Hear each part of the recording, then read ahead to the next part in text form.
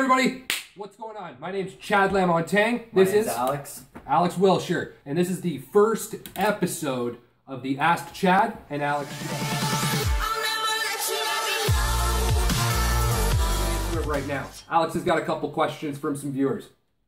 All right, I got a couple questions here. The first one is decided to start a social media agency, and how did you come up with the name for your business?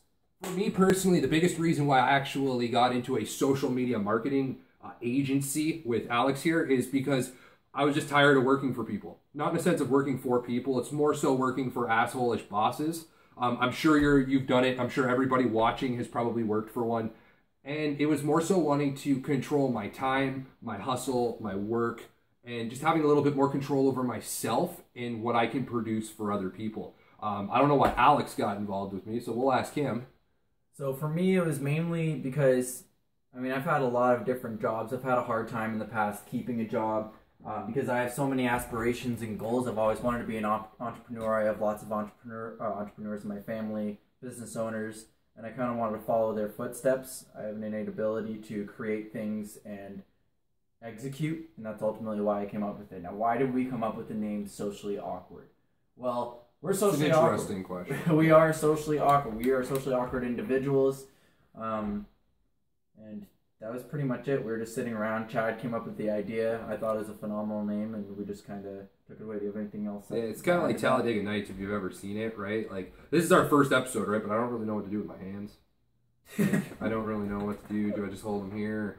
They just kind of keep floating up. But next one, start his own blog and make money off of ads. Is this a good idea? I kind of want to. Hold on. I want to take this one away myself. It's great that he wants to start a blog. I'd certainly recommend doing it. You just got to get in there and start doing it. Now, I wouldn't recommend making money off of ads. He'll hardly make any money. It really depends. It does depend. And I'll let you take care of that one afterwards. But if you're going to start a blog, ultimately, I think the best way for you to start, if you really want to start monetizing it, is coming up with information, intangible information, something that's downloadable. Because we're in the information age right now. So if you can come up with something of value, you know, if you're going to write about lifestyle or real estate or whatever the hell you want to write about, you need to think of something of value. So if you can come up with something like that, write like a 5 to 10 page ebook. You can find out how to do that just by YouTubing it or Googling it. Then you just write the damn ebook and you just start publishing it. Now you have to create an opt-in page for people to go to so you can acquire their email. Now you build an email list, an email database. I'd recommend the book, The Circle of Profit by Anik Singhal if you're going to start a blog and you want to monetize it, because he'll talk to you about affiliate marketing and ultimately building an email list. So you can promote your own information products. If you want to promote it for free, that's fine. And then you start promoting affiliate products. You can go to clickbank.com and then you start finding products that are relevant to your niche. And you pretty much just start promoting those. I really would stay away from doing ads that look spammy. And that's pretty much it. One of the ways, this is something that really bugs me a lot, is if I go to a website and they have an opt-in page, like they have an email database, and you go on there, and within 5 seconds it pops up an email subscription opt-in, that drives me up the wall. I just leave. I just leave the website. It drives me up the wall like an acorn stair lift. So what I would recommend doing is kind of timing it, see how long it takes you to go through your website to gain value from the website, and then have the pop up for the email list. And that's pretty much it. Do it that way. That's a whole lot of freaking information. Holy hell. Okay, so back to the damn ads. Do you quit your job? Absolutely not. You use this as an opportunity to stick it to your asshole boss. That's just what you do. I mean, you're not going to make a whole lot of money in a blog in the first little bits. You gotta generate the traffic, like Alex was saying here. You got a sales funnel. You got to do all the steps that you have to do.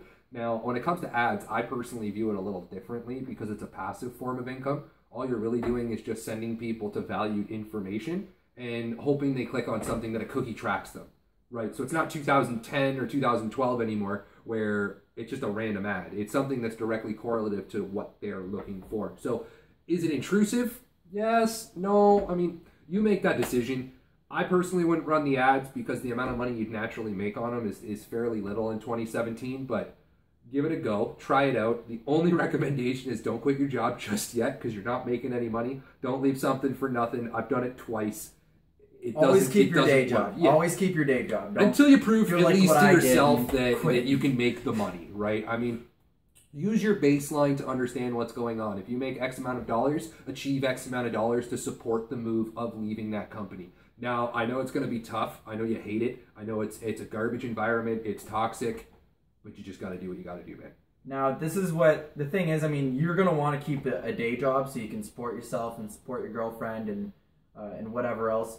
But yeah, use your time effectively. Like Oprah Winfrey, the reason why Oprah is so huge and so successful is because she used her 24 hours effectively every single day.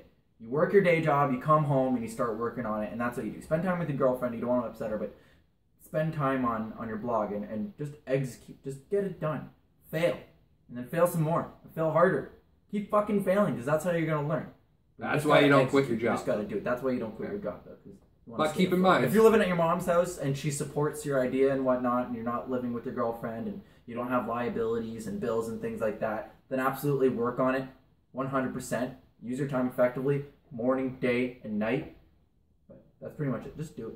Yeah, just hustle. Just do it. Yeah, just like my buddy yesterday, I was talking to him. He was saying his uncle, I believe it was, told him that you and I both have the exact same amount of time as Bill Gates.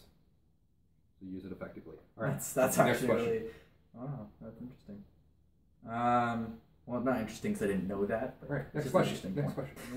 What are some tips you can give me so I know I'm on the right track? He's got some ideas on what'll get you in the right area. Some tips that I have: consistency. You want to be consistent. You want to be learning something new every single day. If you put your head on the pillow and you haven't learned anything today, get the fuck out of bed and learn something. You want to learn something before you go to bed every night. Learn as much as you possibly can, but you want to be consistent in it. There's a book called The Compound Effect by Darren Hardy, and he talks a lot about how the little decisions that you make every single day compound over time. It makes a radical difference. So you want to be making smart little decisions every single day, learning something. Read a lot of books. I actually have quite a few books here. We got a couple. I wouldn't recommend that book. I mean, it's a good book, but there's some right here, like Jack Welch. Capitalism.